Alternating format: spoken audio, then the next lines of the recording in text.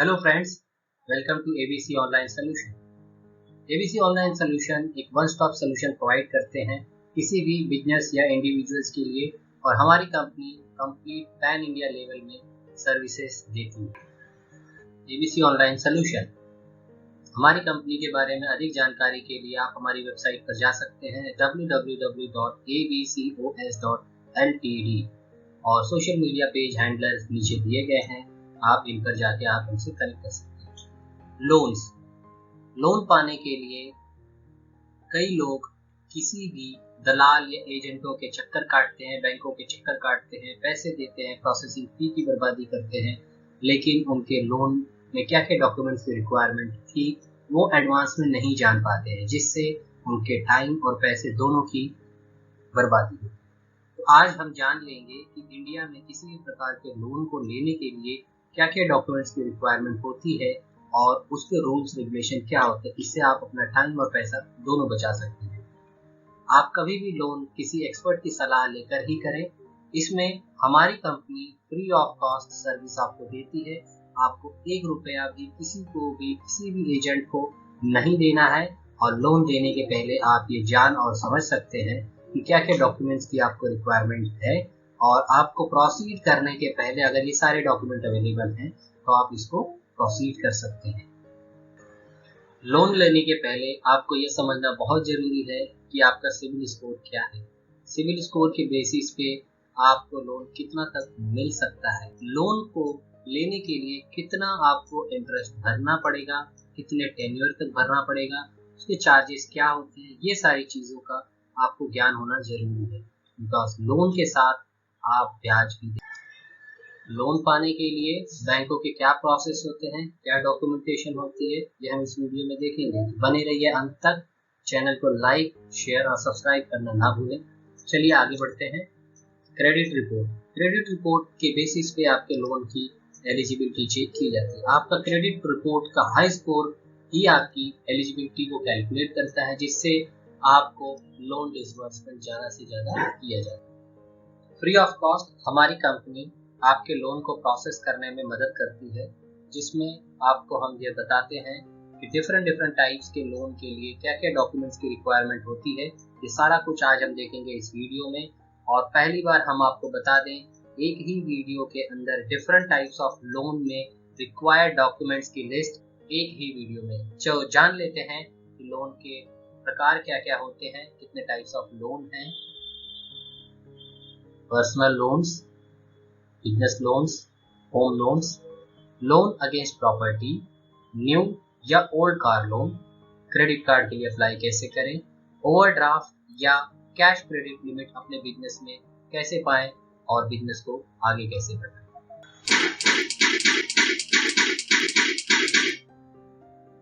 सबसे पहले ले लेते हैं पर्सनल लोन। देखते हैं रिक्वायर्ड डॉक्यूमेंट्स क्या क्या इसके लिए हैं।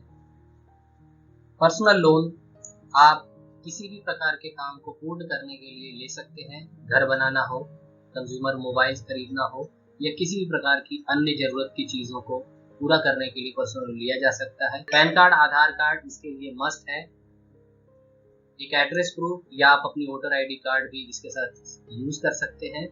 Bank statement, salary slip, form 16, company की आईडी कार्ड, एक पासपोर्ट साइज फोटो देकर आप अपना पर्सनल लोन प्रोसेस करवा सकते हैं। बिजनेस लोन के लिए देख लेते हैं क्या क्या डॉक्यूमेंट्स की रिक्वायरमेंट होती है। बेसिकली बिजनेस लोन अपने बिजनेस की कैपिटल को बढ़ाने के लिए और उसको सपोर्ट करने के लिए लिया जाता है, ताकि आप अपने बिजनेस को स्केल अप कर सकें। इसके लिए पैन कार्ड, आधार कार्ड होना मस्ट है। Voter ID card, address proof, electricity bill आप इसके साथ एप्लीकेशन के साथ लगा सकते हैं। बैंक स्टेटमेंट मिनिमम 1 से 2 साल का आपको लगेगा, जहाँ पे आपका बिजनेस अकाउंट हो या करंट अकाउंट हो। फाइनेंशियल स्टेटमेंट आपको मिनिमम 2 इयर्स का देना होगा, जिसमें आपके profit and loss balance sheet भी इंक्लूड होते हैं।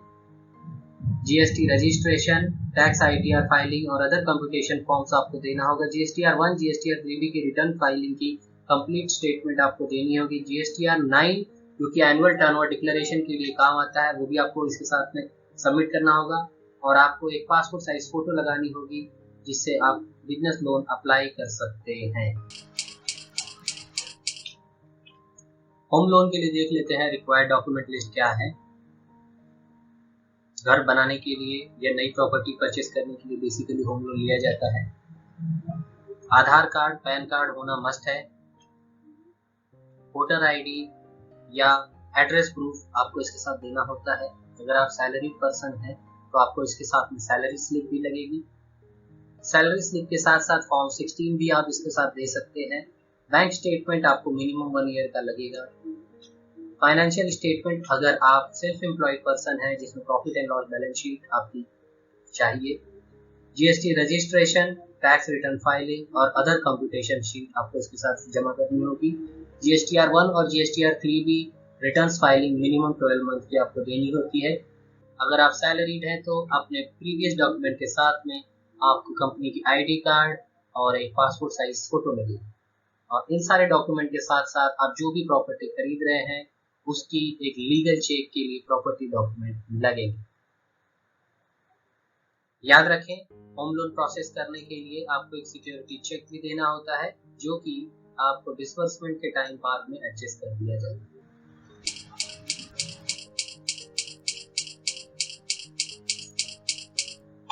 Loan against property, required document list जान लेते हैं। लोन अगेंस्ट प्रॉपर्टी का मतलब ये होता है कि आप अपने प्रॉपर्टी के अगेंस्ट में लोन ले रहे हैं और सर्टेन टाइम पूरा होने के बाद में आप अपने लोन की किस्त चुकाकर अपने प्रॉपर्टी के पेपर छुड़ा लेंगे। यह एक तरीके का मॉर्गेज लोन भी कहलाता है। इसके लिए आधार कार्ड, पैन कार्ड होना मस्ट है। एड्रेस प्रूफ के लिए आप अपनी voter ID card, electricity bill या और अन्य कोई दस्तावेज दे सकते हैं। सैलरी स्लिप आपकी लगेगी अगर आप सैलरी हैं। इसके साथ साथ फॉर्म 16 भी आपको देना होता है। मिनिमम 6 मंथ का बैंक स्टेटमेंट आपको लगेगा। आपके फाइनेंशियल स्टेटमेंट की हमें जरूरत पड़ सकती है जिसमें प्रॉफिट एंड लॉस, आपके बिजनेस के सेल्स टर्नओवर, इन सारी चीज़ों की जानकारी होती है अगर आप सेल्फ एम्प्लॉयड हैं। सेल्फ एम्प्लॉयड होने के साथ साथ आपको GST registration certificate, tax return filing, tax computation और जीएसटीआर 1, जीएसटीआर 3 भी की रिटर्न फाइलिंग मिनिमम 12 मंथ की आपको देनी होती है। बैंक आपसे बिजनेस का एनुअल टर्नओवर भी मांग सकते हैं जिसके लिए आपको जीएसटीआर 9 और जीएसटीआर 9C का फॉर्म देना होगा। सैलरी पर्सन्स अपनी कंपनी की आईडी लगा सकते हैं और एप्लीकेशन के साथ में एक पासपोर्ट साइज फोटो देना बहुत जरूरी है। याद रखें, लोन अगेंस्ट प्रॉपर्टी में आपको अपनी प्रॉपर्टी के पेपर्स देने होते हैं जिसकी लीगल चेक होती है और उस लीगल चेक के लिए एक प्रोसेसिंग फी का आपको चेक एडवांस देना पड़ता है। तो एक नई कार लेने के लिए क्या क्या डॉक्यूमेंट की रिक्वायरमेंट होती है कार के लोन के लिए? Aadhaar card, PAN card, address proof या वोटर आईडी कार्ड आप दे सकते हैं।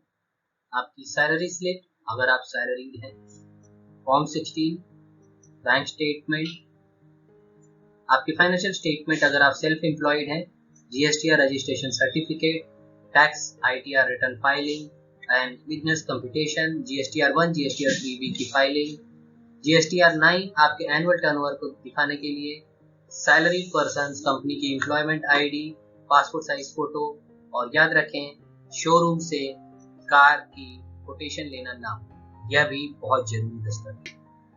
आपको सेम प्रोसीजर फॉलो करना है यूज्ड कार लोन के लिए। रिक्वायर्ड डॉक्यूमेंट देख लेते हैं। Aadhaar card and PAN card must है। एड्रेस प्रूफ के लिए voter ID card, electricity bill या कोई भी अदर एड्रेस प्रूफ आप दे सकते हैं। सैलरी स्लिप अगर आप एम्प्लॉय हैं, फॉर्म 16, बैंक स्टेटमेंट और अगर आप सेल्फ एम्प्लॉयड हैं तो आपको financial statement, GSTR registration, ITR return file, other tax documentation, GSTR 1 और जीएसटीआर 3B के रिटर्न फाइलिंग स्टेटमेंट, उसके साथ में एनुअल टर्नओवर डिक्लेरेशन, जीएसटीआर 9 का फॉर्म लगेगा। और अगर आप एम्प्लॉय हैं तो कंपनी की आईडी, आपका एक पासपोर्ट साइज फोटो और इसके साथ ही क्योंकि आपने यूज कार के लिए लोन अप्लाई किया हुआ है तो कार के साथ आने वाली आरसी बुक का भी आप डॉक्यूमेंट देना। क्रेडिट कार्ड, क्रेडिट कार्ड की रिक्वायर्ड डॉक्यूमेंट लिस्ट देख लेते हैं। क्रेडिट कार्ड भी एक छोटा लोन ही कहा जाता है जो कि आपके वैलेट में हमेशा होता है और मिनिमम 45 डेज के लिए आपको एक प्रकार का छोटा सा लोन होता है आपकी जरूरत के और आपकी लिमिट के हिसाब से। तो जान लेते हैं क्रेडिट कार्ड को लेने के लिए क्या क्या डॉक्यूमेंट्स की जरूरत पड़ती है।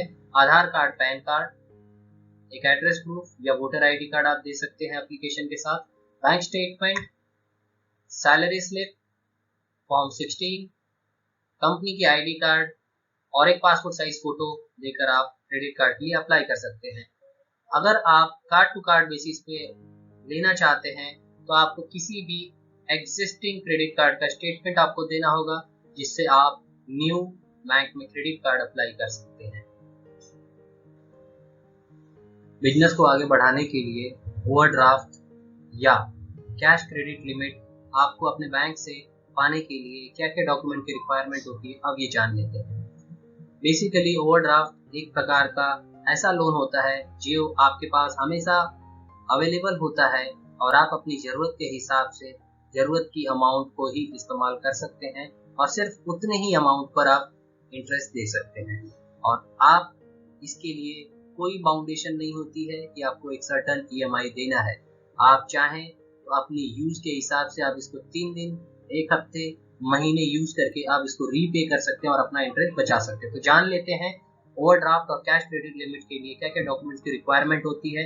पैन कार्ड, आधार कार्ड, अदर लोन के हिसाब से वोटर आईडी कार्ड या कोई भी एड्रेस प्रूफ आप इसके साथ दे सकते हैं।